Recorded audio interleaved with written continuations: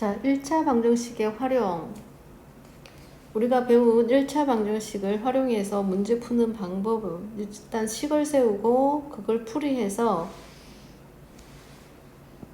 답을 구하는 과정을 하는 겁니다. 어떤 수의 4를 더한 수는 어떤 수의 3배보다 6만큼 작다. 이렇게 할 때 어떤 수를 x라고 둡니다. 미지수 x. 어떤 수의 4를 더한 수는 어떤 수 x의 3배보다 8 작다. 있는 그대로 적어야 됩니다. 알겠죠? 바꿔서 하지 말고 그럼 x 더하기 4는 3x-8 이렇게 되는 거죠. 그렇죠? 이렇게 식을 먼저 세우고 이제 우리가 배웠던 이항하고 그 다음에 등식의 성질을 이용해서 풀면 됩니다. 자, 내가 궁금한 거 그걸 x라고 잡고 다시 봅니다. 어떤 수 궁금하죠? 그쵸? 그게 x입니다. x의 3배에서 2를 더한 수는 여기까지 끊어야죠. 어떤 수 x의 5배보다 5배보다 6만큼 작다. 그쵸? 그러면 방정식을 세우면 어떤 수의 3배에서 2를 더한 수는 어떻게 합니까? 3x 더하기 2. 어떤 수의 5배보다 6 작다. 그러면 5x보다 6 작다. 말 그대로 하세요. 뭐가 작아? 그러니까 여기에다 6을 뺄까 여기다 6을 뺄까 막 헷갈리는 친구 있는데 헷갈리지 말고 있는 요 글자 순서 그대로만 해주면 됩니다. 식을 세우면 3x 플러스 2는 5x 마이너스 6과 같다. 이렇게 되는 거죠. 자, 이항합니다. 이항하니까 3x 있고 마이너스 5x는 마이너스 6 마이너스 2가 되겠죠. 그럼 마이너스 2x는 마이너스 8이 되고 자, 등식의 성질을 이용해서 마이너스 2를 양쪽에 나눠줍니다.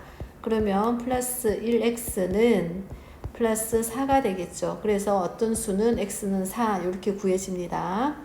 다시 2번, 3번 식 세우고 한번 해보고 이제 4번 이런 말이 나옵니다. 연속하는 두 자연수. 연속한다는 말을 어떻게 표현할 것인지 연속하는 수는 어떤 게 있냐면 35 하면 연속하면 누구 나옵니까? 36이 나오죠. 그렇죠? 4 하면 5가 나오는 거죠. 이게 연속한다는 뜻입니다.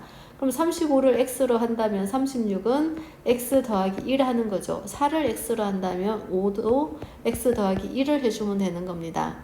그렇죠? 그럼 두 수 중 작은 수를 뭐라고 한다? x라고 한다. 항상 작은 수를 x로 하는 건 아닌데 대부분은 그렇게 하죠. 자, 큰 수는 연속하는 거니까 x에다가 1을 더한 겁니다. 그래서 두 자연수의 합이 19다 그랬으니까 x와 x 더하기 1은 19다. 풀면 되죠. 2x 더하기 1은 19가 되고 넘겨주고 이항시키면 18이 되고 x는 9가 되죠. 그쵸?